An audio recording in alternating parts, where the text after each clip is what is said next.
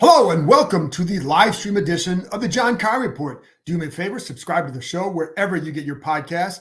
You're watching on YouTube, you're joining us here. Do me a favor, hit that like button, hit that subscribe button. You can always find us there if you're listening to this later as part of Ampire Media, A-M-P-I-R-E. Don't forget, you can read my work on ESPN.com. You can catch Bram on ESPN 630. And I'll be doing another show on Thursday with Elena Getzenberg, my ESPN counterpart in Buffalo, scouting the Bills, Friday keys, predictions, etc., etc., etc. Bram, how you feeling? 2-0. What do you think? What do you think so far? 2-0, first time since 2011. Biggest comeback on the road since 1990. Jeff Rutledge. So it's not just 2-0, it's 2-0 in pretty unique ways. And, you know, when you rewatch and go look back at the whole thing, I mean, there's a lot to really like. The start is not, but outside of that, this is the second week in a row that they've come back from a halftime deficit. Second week in a row, they come back from a fourth quarter deficit. One of the things I'd like to talk about with you tonight, honestly, is how in command they are during the 2-minute drill. It's happened twice already. I mean, this is the first offense of a young quarterback. Yeah. So, you know, there's a lot. And then obviously the defensive line as a whole, there's a lot to like here early in the season for sure. Bram, 7 defensive linemen have already recorded at least half a sack. Yeah. In 2 games. So that's what I think has been. I mean, Abdullah Anderson has made a couple plays. So and James Smith-Williams has had some nice rushes. Casey Tuhill, they've all been doing something, but it starts with those guys up front. Allen, it's funny because Deron Payne had a loud game. John Allen had a really good game. It's just that, you know, he didn't make the splashy plays, but he forced some plays to be made by others because of what he does and is just his power pushing guys back. Montez Sweat. So that to me is where the true, I wouldn't say hope, but where it's like that's where they're dominating, you know, being very good. So, but then, you know, then you have Sam Howell. Let's start with the 2-minute stuff too. I think that's a good place to start. It's funny because one of the plays in the 2-minute situation on Sunday with Sam Howell, it was almost like when they talk about Howell's ability to learn and learning from his mistakes. So last week, almost the exact same spot, almost about the same time, he spins out of a would-be sack and he is loose with the ball. He fumbles, touchdown. We all saw that. This time he spins out of a near sack and throws it away. And then the drive continues, right? And so I just thought it's little things like that where I think he has done a good job of progressing, but then he just throws some darts in that situation. And that to me is like he plays with confidence in those situations. Yeah, he does. He's ahead of the curve. You know, there's like through the spring and the summer, you know, it's one of those things where you like what you see. And, you know, then, you know, when you say that, you know, often, you know, people are like, oh, you're just putting on, you know, commander glasses and you're trying to be positive about it. And I just called it the way I saw it. I mean, he's going to be the most accurate quarterback they've had here since Kirk Cousins. I really like his disposition. He is very tough. I mean, go rewatch how many times he got hit and got rid of the ball. He stood in there and took it. He is willing to, too. Yeah. And to your point, to his own detriment, at times he extends a few too many plays. So, I mean, and there's some mistakes, right? There's going to be some mistakes. But he's throwing darts. He's the second week in a row that in the 2-minute drill, he's gone to a secondary target and thrown a dime on a necessary play to keep a drive alive. The John Bates play was what, 3rd and 13, something like that he hit 35. It on. That was and I love that play because that's a throw you make with confidence. It's funny because again, after the game, I said, you know, I asked him about that as we were leaving the press conference, like about that throw. It's like, well, that's where I had to go. That's where I'm supposed to go with the ball. Like, yeah, but you got to make a bullet and you can't hesitate on that one because if you hesitate, it's got to be accurate because you got to get over the corner. Safety's coming over. If you hesitate at all, either it's a deflection or Bates' head, you know, getting his head taken off, whatever. But it was just a decisive throw, and that's what I really, really like about him. And it's funny, Bram, because I would tell people with Sam, even in the spring or the summer, he has the traits that I think you need. And it starts with how he works. I think he's very smart. And I think he's tough. And he has a good arm. And you combine all those elements, I think you're going to have a good package at some point. Yes. And there's a long way to go before we know what the finished product is. but man, does he show up. And yes, he has to improve in some areas because they all do. And he's only started 3 games, but I like the improvement. And there was another play. And again, it's funny because I was talking to one of my editors today about him. It's like 2 of the biggest plays in the game were an incompletion, not biggest plays, but 2 of the signs of growth, incompletion. Then if you remember another time, there was like a 1st and 10 sprint rollout to the right. You have McLaurin and Dotson going out to the right, not there. So he was going to stop and try and throw back, and then he tucked it and ran. I think he may have seen Cole Turner coming over, and he and Terry getting close. But the point is, it was a smart decision, and I think he did a good job of taking care of the ball. It's another step for him. Yeah, no turnovers last week. He's been sacked 10 times. I'd say half of them are on him, frankly. Yeah, and then there's a few others that clearly are not, and so like the offensive line is going to be something that's interesting to watch here. But they had a lot of moments that I think are very positive for me too. Screen game is way better than it was a year ago. Not even close. They were non-functional in a screen game a year ago, with the exception of some of the tight end screens that they ran. This year, the running back screens are being set up. I got to give EB credit on a couple of the calls. They brought some pressure in and took advantage of it. We saw Gibson in space, which was a really great sign because he can be devastating with the ball in his hands. I thought that was Brian Robinson's best game, maybe outside of the Eagles win a year ago, but I thought it was his overall best game. He had a couple of moments where he hit a couple creases, got small, turned in some bigger runs than we're accustomed to seeing from him. There's a lot of good here. And the second week in a row that they were the way better second half team, which is always a really, really, really good sign. So 2-minute drills working. The parts about that I love is not only is he making big throws, they are buttoned up. They're getting to the line. There's no fire drill. This is a guy in his 3rd start. He's in a first road start. They're snapping the ball within 10 seconds. They're lined up. Nobody has any confusion. I mean, think about all these teams that are struggling to score here early. Washington's got a top 7 scoring offense, and they've scored, 13 points in the 2-minute drill over the last couple of weeks, or the first couple of weeks, and a first season under new coordinator. I want to give EB a lot of credit here. I want to give Hal some credit, but they're lined up, they're ready to go, they're buttoned up, the communication is there, no fire drills, nothing like that.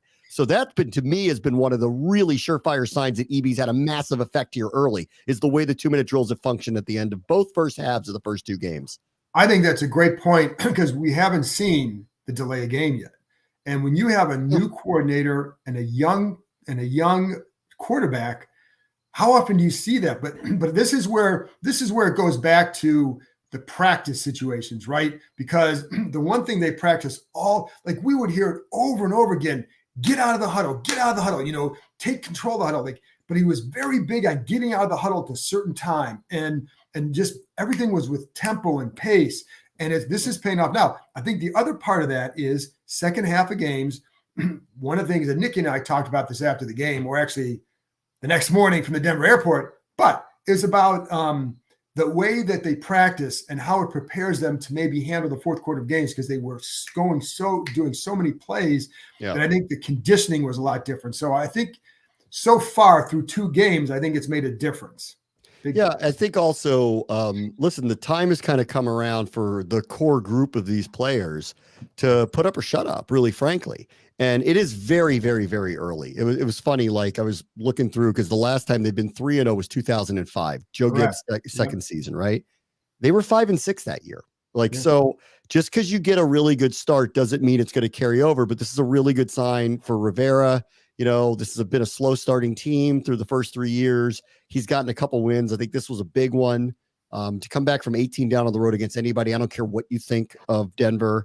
That's a really good comeback. Great comeback. They were absolutely dominating them. I would question the one decision of kicking a 59-yard field goal with the score tied in the 3rd quarter, not because I didn't think Joey Sly could make the distance, but considering the issues with the operation and Cameron Cheeseman, and considering how dominant your defense had been since the middle of the 2nd quarter on, I would have made a case, and of course, in hindsight, it looks like the right thing, to let Tressway, pin them, and then let your defense do the job for you. And that might have been one mistake, but they overcame that again. I mean, they gave up that good field position. They gave up a field goal. They did not break.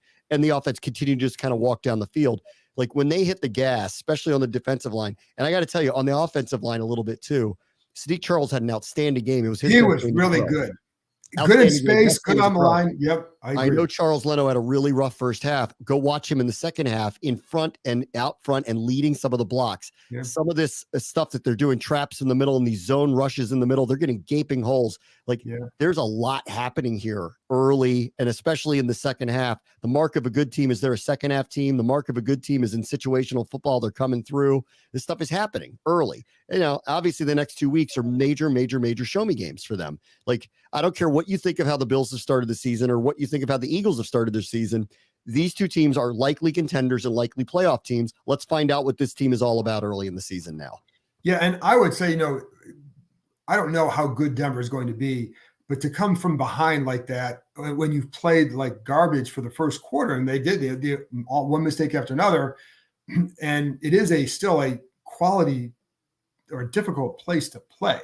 Yes. So that was, for a young quarterback in that situation. I think also in bringing up the run game a little bit, and tackles need to get better. And I don't know that they're going to. I think they're going to have to work around that. I think that's something they're just going to have to deal with. Their alternatives aren't out there. This is what they have. So, but they do have to get better.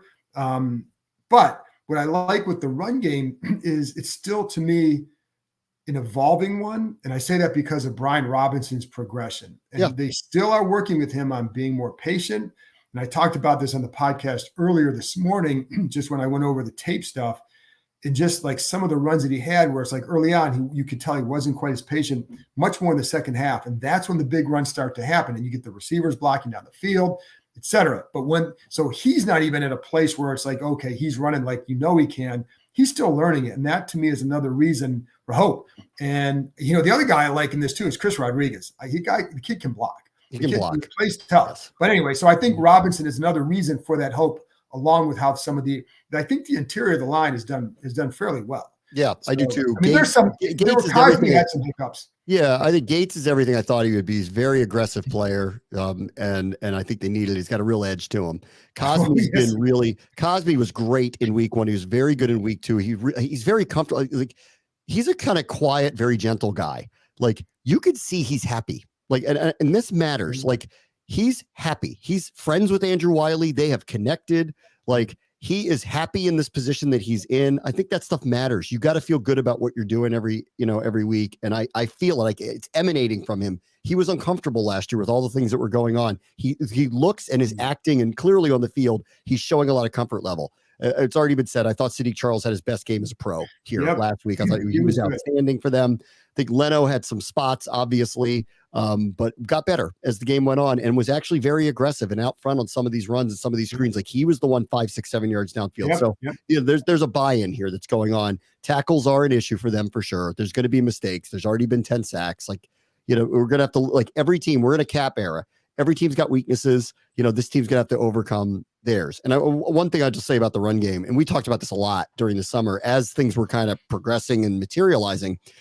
Like, I wasn't sure that the running backs they had were a fit, frankly. Like, in just watching what they were installing early, what they were trying to do, if either one of them really kind of fit. By the end of the summer, I felt like, and actually you kind of heard it from Robinson and Gibson. Like, and there was some talk about, like, let's get you guys on the same page with EB with what's going on here. By the end of the summer, by the end of camp, I felt really good about where Robinson was. And I agree with you that there's a lot more to go, but he's also very young in this new offense. I think that's a good sign for that. Yes, but he's got a long way to go. But like, by the end of it, I started to feel his comfort level was changing, and hopefully it's just going to keep getting better and better and better. I really think having Gibson having some success here in week 2 was really, really important, because clearly they've, at least in the early stretch of the season, and I don't know if the fumble is everything that has to do with it, they've gotten away with handing the ball off to him for now. Like, I know in week 1 he was supposed to play more than he did. I don't know if the fumbles would change their mind or not, but like, I'm glad that they got him a play to give him a little more confidence, because I was getting a little bit worried about it. And with Gibson, I think the fit still needs to come around, but if they can figure out ways to get him in space, he can be the most devastating playmaker they have. Oh, yeah. So, like, it's all like, for a couple of weeks, it's all good. But listen, this is a long season. You think the Bengals are going to not going to win a couple games this year? Like, this it's a long year. The Buccaneers are 2-0. Nobody believes that. So like I don't want to get too far ahead of ourselves. That said, this weekend, if they win, they go 3-0. That stadium's going to be bonkers, and bonkers in a way that we haven't seen in a very long time. No, and it's funny because I was just saying, 2011, it did not go well after the 2-0 start, But I think a difference here is, and again, Nikki and I talked about this after the game, and you see like the happiness on a guy like Terry McLaurin's face, and Charles Leno talking about how it's a different feeling on the sidelines. And I think a lot of that different feeling comes back to Sam Howell. I think they know they have a kid who can develop it.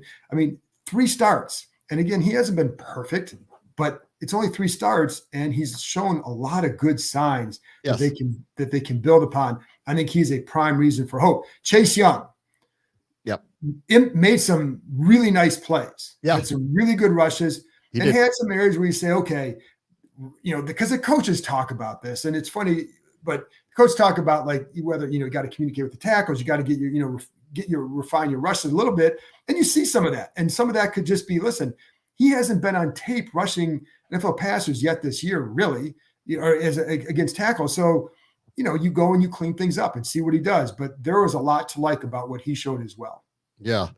The defensive line as a whole, I'll talk about Young in a second. The defensive line as a whole, that was cartoonish what was going on in the second half.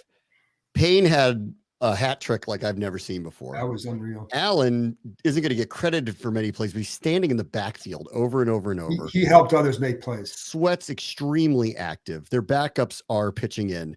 7 players had a quarterback hit, John. 7 different players had a quarterback hit. And on Chase Young, it took a second, but once he warmed up, and I'll tell you the other thing I really like is, man, was Rivera harping on this early in his career. They want him to use his power. They want him to use his power. He started to do so. The person who's blocking him is a person that got paid $90 million in the offseason, and he was pushing him 5-6 yards back into the backfield and having his way with him. I mean, that is an extraordinarily good sign. They're getting what they want out of him. And when these 4 are going, this is the dream. Like, this is what everybody thought the group could be a few years ago. It is finally all, at least for a couple of games, come together, that for periods of time, they are by far the best unit on the field by either team. And when they take over games, which they have in the last couple of weeks, it has led to comebacks. It's led to dominant performances, and it's led to what appears to be, it feels like they're going to get a turnover on every play. They had back-to-back plays where they had Forrest could add an interception. Forbes did get an interception. They could have caused multiple fumbles. And then the other one I just want to mention before we get, because I know we're going to get some questions. Jamin Davis flashed. And I mean, that is an incredible sign. I've been saying this for 2 years. Behind Chase Young, he's their best athlete on the defensive side of the ball. If we could ever get him to a place where he's instinctually going, and you saw it on 2 plays, and one that honestly flipped the momentum of the game by causing that fumble. That was LeVar Arrington against the Carolina Panthers in 2001. Yes. I mean, and for anybody who remembers that. But, the funny thing is with you brought up the 2 back to, the Forrest near miss of the interception, and then the Emmanuel Forbes pick. On both plays, Chase Young is in Wilson's face. And I think on the second one, he impacted his vision and the throw, because he had to throw it too early and the receiver wasn't ready and he kept running downfield. So I think that was a big deal for him. The thing I'd like to see with Chase is, again, narrow your rushes a little bit. Sometimes you get a little bit too far upfield, maybe a little bit too wide, but that's what, getting it on film, seeing it, and then putting it in there. I think that will be a big help for him, see what he does in week 2, because when you're facing Josh Allen, you need to keep him in the pocket. I mean, he can hurt you from anywhere, but he really can hurt you when he extends plays. And so you want to make sure that they maintain that rush. It's sometimes going to break, but you got to maintain it as much as you can. So, but I thought, if he can, it's his first game back. And if he can, if he can keep building on that, I mean, my goodness, what is this line going to do? And it could be, like you said, that we finally see what this group is capable of together. And if they have that kind of a year, it's going to be a fun year, I think, for this franchise. All right. So you want to answer this one, Pac-Man? Sure. So if Montez and Chase both have dominant years, do you pay them both? Or how do you even choose who to keep? And I think we're way too early to know the answer to that question. I mean, we're off of a couple games, but this is going to be a storyline for the rest of the year. And they knew that when they set it up by not extending Montez and not picking up the 5th-year option on Young. I think if I would say in this case, they'll extend Montez Sweat at some point. I would be surprised if they don't. And, because that's been the name that for a while I've heard, want to extend Montez, you want to extend Cam Curl. I don't, I know with the ownership change that has slowed things. They have they have, I know that for the football side, that's a priority. The ownership side, they have a ton of priorities. And so they'll get to that. I don't know when. It may be already started, but I think Montez Sweat would be the guy they're going to keep. The way you keep him too is you can always keep Chase Young on the franchise tag. And then maybe kick that deal down another year if you want, or just see what he does again next year. But that's also another possibility as well. So that's the way you can keep them both. And you can keep them both, especially if Sam Howell continues to progress and you don't have to pay a quarterback a lot of money. All right, let me ask you about the one thing that's a total hanging chad, and I know you know more about it than I do because I wasn't paying close attention to what was happening today, but there's been bad snap after bad snap after bad snap, and they happened again on Sunday, and I think it really ruined the operation on the first field goal against Denver, and it hasn't cost them yet, but it came close to costing them the other day. I know they brought long snappers in, so what do you think? What's happening? They're keeping Cam Cheeseman for now. However, you're bringing him in now. I don't know how much longer you can live with it. I think what it came back to is that they felt like after that one bad snap that everything else was really good. And so I think they're falling back on that. And I think, they clearly like him because they've kept him. But this has been an issue. So we saw this in training camp, Bram. We saw this in practices. We saw it at other times. That would be my concern is, will this, does this end, or is this going to be, you don't know when it's going to happen. And, what if it happens on a crucial extra point? I mean, and I think that's the problem. But they brought they're going to lose the game because of it at some point. I know. They're lucky they haven't yet. Right. Yeah. And I don't know if they're waiting necessarily for that to happen but I will say, if Rivera called it a concern last week, they brought guys in this week. I mean, clearly Cam Cheeseman is on notice. And so I don't know how long a leash it is, but he's on notice because you don't bring 5 long snappers in to work them out unless you have serious interest in that. Well, and here's Kevin said this, and it's not a rumor. They've told us this. They told us that. Cheeseman was making adjustments to his snapping routine, and they're asking first, is there any truth to this? Yes, because they talked about this. Yep. Mm-hmm. I can't answer the second part of this question.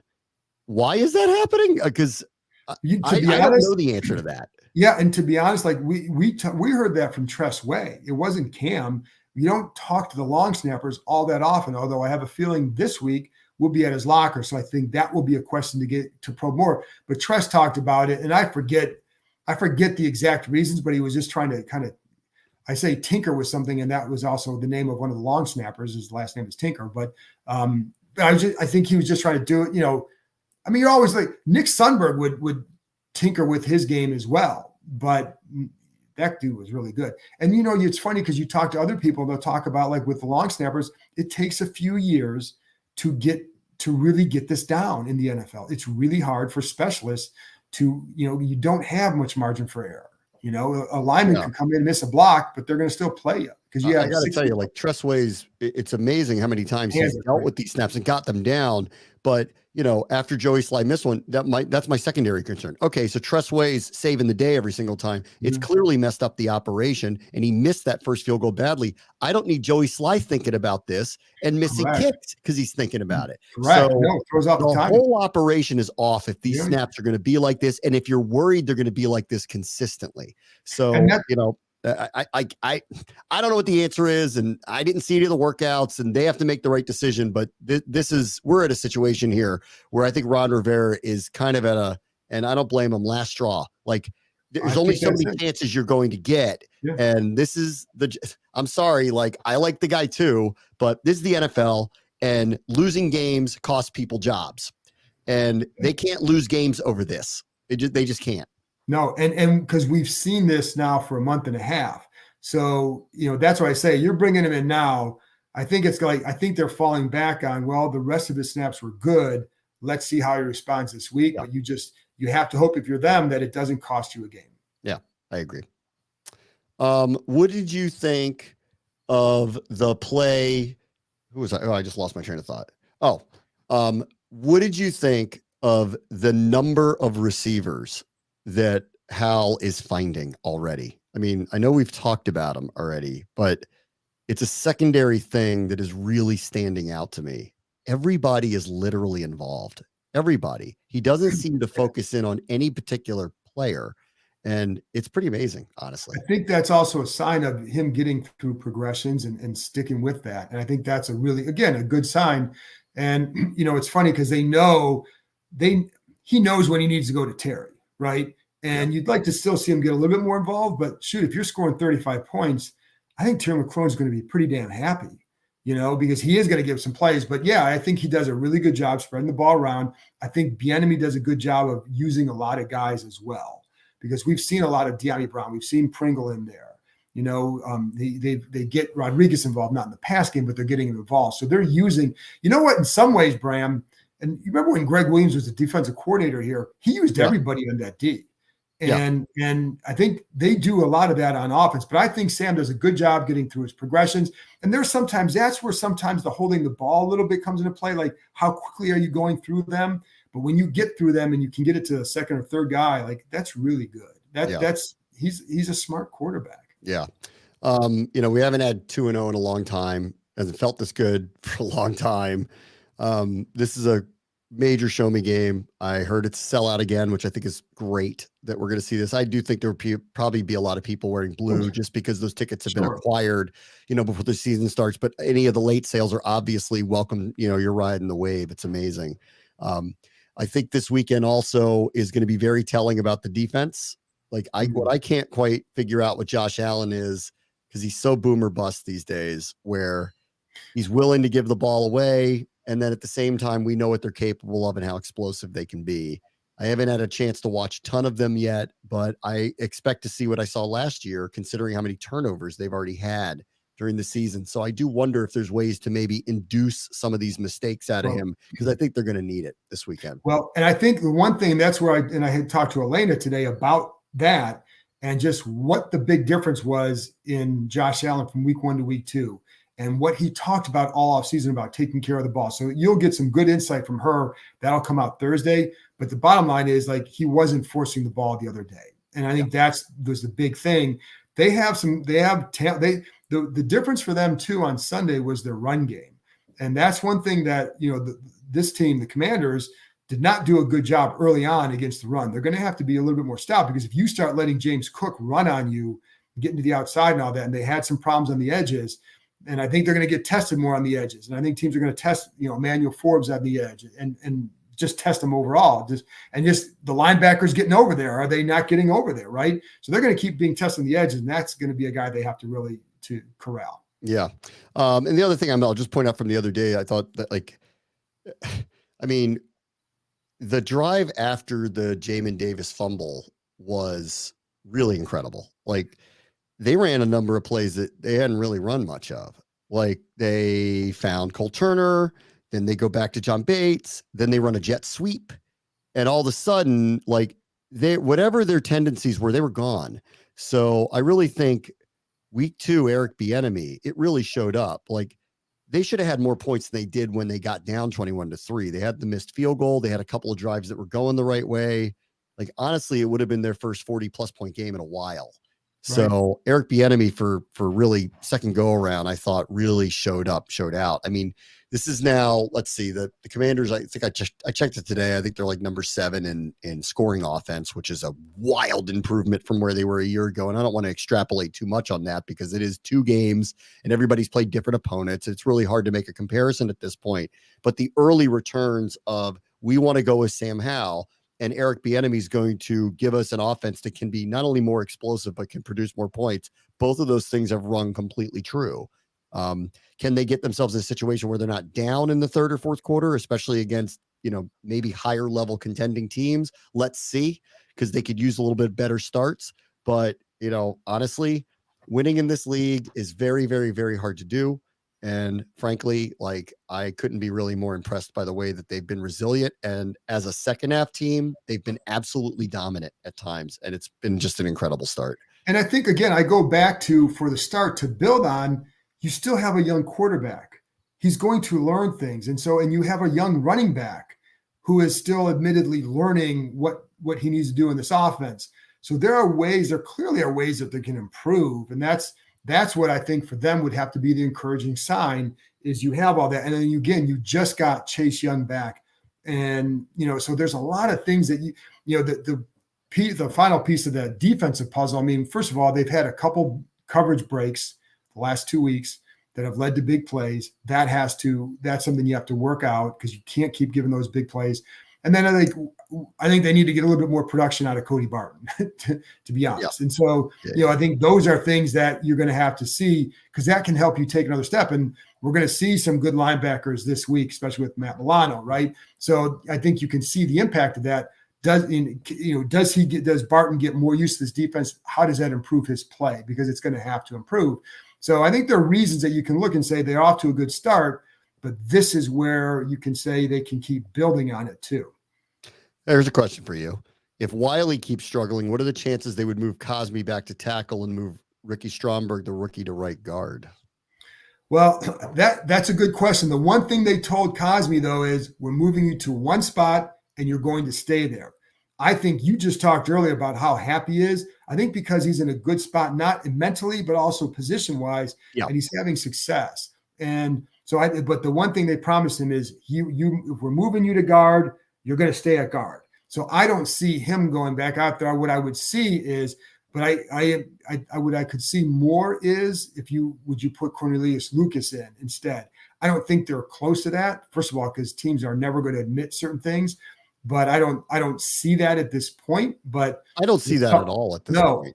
No, not at this. Certainly not at this point. And I don't know that I ever see Cosmi doing that. Cosmi staying at guard. Yeah. No. I'm saying like the only thing I would do if they made a move at tackle, I would see them bringing Lucas in at right tackle versus moving Cosmi to guard or to tackle because they told him they would keep him at guard. And it's funny because Stromberg did a nice job this summer, but he has a ways to go. And I think you'd probably, if you do that, you're going to weaken some of what your inside is, not because Stromberg couldn't do it, but I think Cosmi is just better. And I think, so I think I like their interior right now. I think the way you can help Wiley, and this is one thing I talked about this on the podcast this morning, but Logan Thomas does a really good job chipping the ends. And you're going to have to keep helping him chip. And they did that in Kansas City for him. Bieniemy knows that. He was there clearly, and he called some of those. So I think that's one of the ways you're going to have to help him. And then the screen game will help. And I freaking love how well they executed on those screen games and just the design, the setup, everything, man. It was well executed and the best executed screens I've seen here in a long time. Yeah. All of them. Yeah, no, it's been a really good sign here for a while. And I mean, some of it is the athleticism of the interior offensive line, which they just have not had over the last couple of years. And last year was by design, by the choices that they made and the players that they selected. And now they have aggressive young guys who can move. And it was great to see. And then, and the last thing I'll say on the screen too, and again, I talked about this on the film breakdown, but the one of them, and we watched Bieniemy just harp on the details for these screens and where the running back has to catch it. You need to be here, and if you weren't there, he's going to get pissed. And he's going to put you back. But it was the detail execution where Gibson catches the ball in relation to where the linebacker is, how they froze the linebacker, allowing Charles to get out in space, and it would just work beautifully. And I think that's to Bieniemy's credit. What was that question, Brad? The question was, it was a description of EB being the Greg Williams of offense, very similar, very, intense, aggressive people. What are your thoughts there? And what are the players saying? Well, if they said it off the record, we can't tell you that. Yeah. That part we can't tell you. But what are you hearing about? Because remember, it was a big storyline early in camp when Ron did the foot and mouth thing about guys are adjusting to all of this. And he actually meant it in a positive way. It didn't come off that way, obviously. He meant it in a positive way. But what are you hearing from the players? Because I've heard good things, and I already mentioned it earlier. I think the 2-minute drill at the end of the first two halves of the first two games ought to tell you everything about how buttoned up this offense is in comparison to the last few years. Listen, what players like is production. And if you're producing, they're going to like they're going to buy into what you're doing. So the funny thing is, and so bear with me for a minute here, but on the day that Rivera said all that stuff, and we're out, he says it, he goes to practice, but yet social media, all this stuff is blown up because of what Rivera said. Well, they're at practice. He doesn't know what's going on. So he goes out to practice. They have a really good offensive practice. And after that practice, he tells Bieniemy, they're really buying into you. He's like all pumped up because he said, they're buying into you. They're buying into this. And it wasn't like it was a whole mess of guys going in there. most of the guys the guys that I talk to have bought into him because of how they feel like, just it's not like he yells or he's loud at practice, but it stems not from like, you get some coaches that are angry and all that. For him, it all stems from intense passion. Players feed off that. So yeah, I'm sure like there are going to be days where it may grate on them. I'm sure, because I heard some of that from the defensive guys. They were like, yeah, I wonder how long that will last, but everything I've heard has been good, especially, and that was a one-day thing. It really didn't go anywhere because I don't think it has gone anywhere. And so to me, it's been a big time positive for them. And, they know, like Jahan Dotson said it, he wants to make me better. And they're all for that. Yeah. I think Brian Robinson had to come around early. He did. Yeah. Better. I think Gibson's had to come around, or really more, they're asking him to do things a little bit differently than that's more from style than it is about just, It is. Yep. I think Terry was all on board. Jahan's been all on board. We were wondering about Curtis Samuel. How would he take to all this? He's been great. He's had a very Samuel really likes him. Yep. So, listen, it's winning cures everything too. And when you win, when you execute, you're scoring 30 something points a game, everybody's going to be happy. And, let's see what happens the next couple of weeks. Cause I think these are true test, listen, Buffalo, I don't know, whatever, I think that they're probably kind of set up for not being as good as they've been, but I still think they're, potentially a contender, right? Philadelphia, I think, has been a little wonkier than maybe people expected, or not me, changed both coordinators, lost a lot of starters on defense. So I'm like, I didn't expect them to be as good as they were, but I still think their roster is so good. They're very good. And clearly they're likely a playoff team and potentially more. So the next 2 weeks are going to be very, very telling early season about where this team really kind of is. Agreed. And I think that's what makes it fun, but they're off to obviously the kind of start that people, I would say hope for, because you'd like to, I think people say, oh, you blow out Arizona, but 2-0 is the best you can do. And that's all that really matters. Yeah. Yep. I agree. So, I think it's been great, and, we'll see where it goes. And it's just fun to have Josh Allen still the quarterback. Yes, he is. Allen always makes them dangerous. As long as he's there, he's going to be dangerous. But the fun part is the enthusiasm that's surrounding everything now. It's a lot more fun to be around that. Gee, you think? The toxicity, just a little bit. So even for guys like us. Anyway, Bram, I appreciate you joining me. Thanks to everybody who dropped by. Appreciate all the questions and the comments. Always love when you guys tune in. Again, I'll be back on Thursday, kind of giving some stuff I got from the locker room, but also talking about the Buffalo Bills with my ESPN counterpart in Buffalo, Elena Getzenberg. Friday, keys and predictions. And we also have, for you college football fans, my son Matthew will have on Between the Hashes. That comes out, I think it's Friday. So, folks, thanks a lot for tuning in, and talk to you next time.